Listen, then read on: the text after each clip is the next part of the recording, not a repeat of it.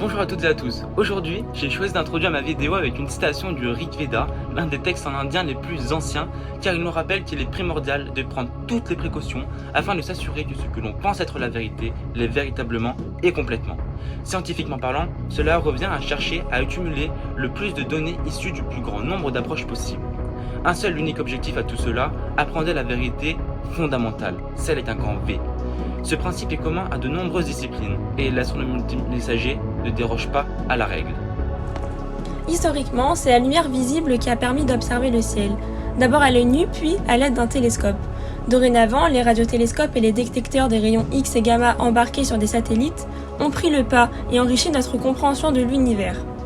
Les instruments ont effectivement beaucoup évolué et se sont largement diversifiés, afin de collecter les informations les plus variées possibles. Malgré tout, c'est le même objet physique qui est observé, le photon.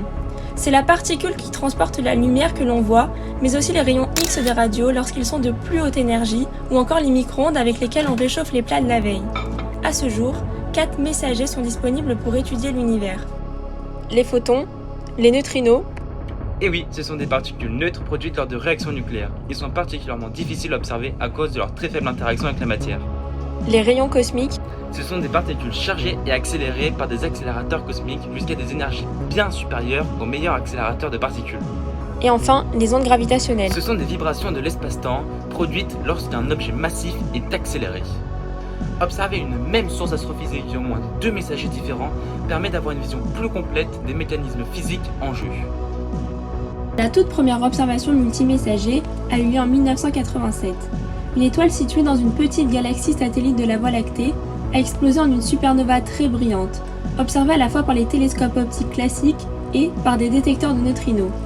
Ces neutrinos ont été émis en très grand nombre, quelques heures avant l'explosion, lorsque l'étoile en fin de vie, devenue incapable de résister à la gravité induite par sa propre masse, s'est effondrée sur elle-même. L'été 2017 marque un tournant majeur pour l'astronomie multimessager. Il y a un peu plus de 100 millions d'années, après une très longue danse, les restes de 2 étoiles massives appelées étoiles à neutrons ont fusionné en émettant une onde gravitationnelle. Celle-ci s'est alors propagée jusqu'à nous pour être finalement détectée le 17 août 2017 par LIGO et Virgo, 2 interféromètres installés en Italie et aux USA. Détecter une nouvelle kilonova est une véritable course contre le temps. Il faut la trouver dans les heures qui suivent la détection de l'onde gravitationnelle. Voilà pourquoi, en 2018, des télescopes du monde entier ont mis en commun leurs ressources afin de créer le réseau Grandma. Ce réseau est capable d'observer à tout moment de grandes portions du ciel.